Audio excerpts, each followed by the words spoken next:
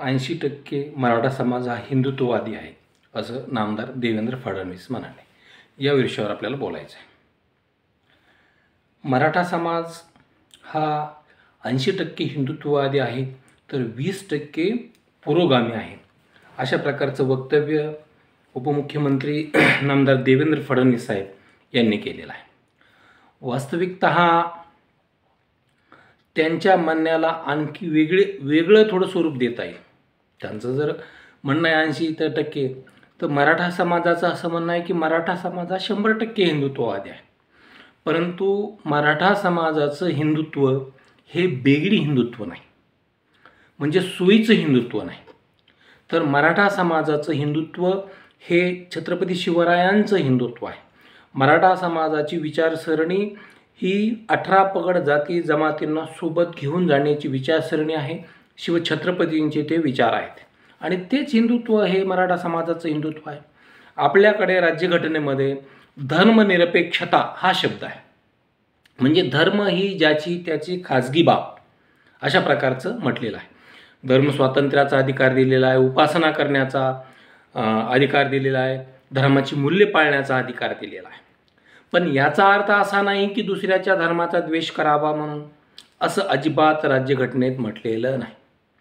ज्यावेळेस राज्यघटनेची निर्मिती होत होती त्यावेळेस घटनाकारांमधील काही लोकांनी हे हिंदू राष्ट्र असावं अशी संकल्पना मांडली होती.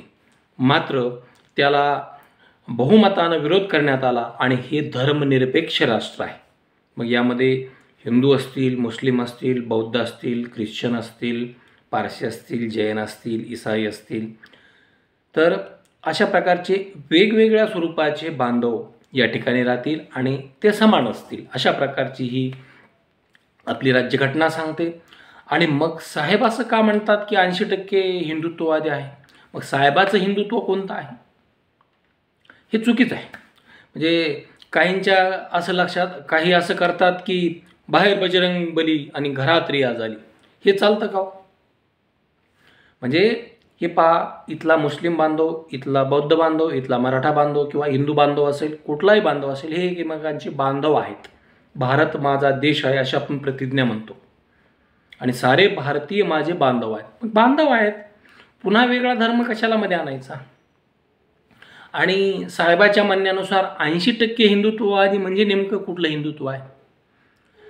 इथं तर प्रचारात तर बटेंगे तो कटेंगे नारा दिला आहे. कसला बटेंगे तो कटेंगे आहे? अहो, आजही गावखेड्यामध्ये गणेशोत्सवाचे पदाधिकारी हे मुस्लिम धर्माचे सुद्धा आहेत. ते सुद्धा गणेश विसर्जनाच्या मिरवणुकीमध्ये सामील होतात आणि मुस्लिम समाजाच्या कार्यक्रमात हिंदू बांधव सामील होतात. मग इथं कुठलं हिंदुत्व आलं आहे? ही हिंदुत्वाची व्याख्या नेमकी कोणती आहे?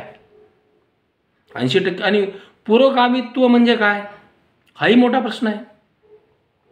हा शिवशाहू फुले आंबेडकरांचा महाराष्ट्र आहे आणि सर्वांना धरून चालणं ही पुरोगामित्व आहे. मग 80% पुरोगामित्व कसं आहे? 100% पुरोगामित्व मराठा आहे आणि 100% हिंदुत्ववादी सुद्धा आहे आणि तो छत्रपती शिवरायांच्या विचारांचा आहे. छत्रपती शिवरायांनी आपल्या गडकिल्ल्यावर मुस्लिम सैनिकांना नमाज पढता यावेत म्हणून त्या ठिकाणी मस्जिदी देखील बांधल्या. जसे मंदिरं बांधली तशी मस्जिदी देखील बांधल्या. मग इथं प्रश्न येतोच कुठं? ह्या राज्यकर्त्यांनी, म्हणजे कोणते असोत, ते सत्तेतले असोत विरोधातले असोत, स्वतः सत्ता मिळवण्यासाठी अनेक चुकीचे मार्ग अवलंबले आहेत. अनेक जातीमध्ये, म्हणजे अगोदर धर्मामध्ये तेढ निर्माण करण्याचा प्रयत्न केला, हा धर्म त्या धर्माच्या विरोधात लढवण्याचा प्रयत्न केला आणि आता ही जात त्या जातीच्या विरोधात लढवण्याचा प्रयत्न चालू आहे. म्हणजे खेदानं नमूद करावं लागतं की देशाचा पंतप्रधान म्हणतो की मी ओबीसी आहे. हे म्हणण्याची आवश्यकता आहे का हो? देशाच्या पंतप्रधानानं म्हटलं पाहिजे मी भारतीय आहे, पहिल्यांदा भारतीय आणि शेवटी सुद्धा भारतीय, हे म्हटलं पाहिजे. परंतु आता ठीक आहे, ते मोठे नेते आहेत, आपण त्यांच्याबद्दल न बोललेलंच बरं, पण हे चुकीचं आहे. आणि ते असं सांगतात की महाराष्ट्रामध्ये येऊन किंवा छत्रपती संभाजीनगरमध्ये येऊन ते असं म्हणतात की ओबीसीतली ही जात ह्या जातीला विरोधात हा पक्ष लढवत आहे. अहो, तुम्ही पंतप्रधान आहेत ना, असं म्हणू शकता का? सगळ्यात महत्त्वाचं म्हणजे आपण संविधानिक पदावर आहात आणि असं म्हणणं म्हणजे कुठंतरी वेगळं केल्यासारखं आहे. आणि वरून सांगतात एक आहे तो सेफ आहे, म्हणजे एक करायचं आहे आणि सांगतात वेगळं आहे. म्हणजे हे नेमकं चाललं आहे काय? आणि दुसऱ्या बाजूला फडणवीस साहेबांनी म्हणजे ज्यावेळेस मराठा आरक्षणाचा प्रश्न आला, मग मराठा त्यावेळेस हिंदू नसतो का हो? ज्यावेळेस मराठा समाज हा आरक्षणाची मागणी करतो त्यावेळेस हिंदू नसतो का? लाखोंचे मोर्चे निघाले, करोडोंच्या सभा झाल्या, मग त्यावेळेस मराठ्यांच्या मागण्याचा विचार का सरकारनं गांभीर्याने केला नाही? सरकारनं का भूलथापा दिल्या आणि वेळ काढून नेली? म्हणजे त्यावेळेस मराठा हिंदू नसतो का? तर आणि ज्यावेळेस मराठ्यांच्या सभा आहेत, मोर्चे आहेत, जे काय कार्यक्रम आहेत, त्यावेळेस कुठल्या हिंदू संघटनेनं ग्लास भरून पाणी दिलं मराठा समाजाला? मग मराठा हिंदुत्ववादी झालाच कसा? आणि आहे, पण ते प्रखर हिंदुत्व हे छत्रपती शिवरायांचं आहे.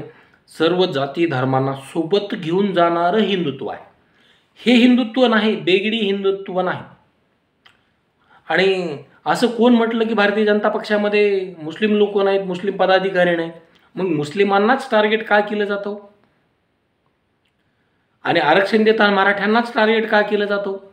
म्हणजे ही सगळी सोयीचं राजकारण आहे, हे सगळं सोयीची खेळी आहे. आणि मराठा समाज बांधव या कुठल्याही भूलथापांना बळी पडणार नाही.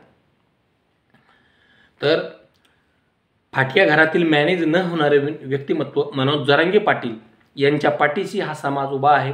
कारण या व्यक्तीनं घरावर तुळशीपत्र ठेवून मरण हातात घेऊन या ठिकाणी हा समाजासाठी लढत आहे, हा समाजासाठी झगडत आहे, अहोरात्र कष्टत आहे. त्यांनी आपलं रक्ताचा प्रत्येक थेंब या ठिकाणी आटवण्याचा प्रयत्न केला आहे. जरांगे पाटलाच्या डोळ्यातून निघालेल्या अश्रूची किंमत या ठिकाणी मोजावी लागणार आहे. म्हणून या भूलथापांना अजिबात बळी पडू नका, जरांगे पाटलाच्या पाठी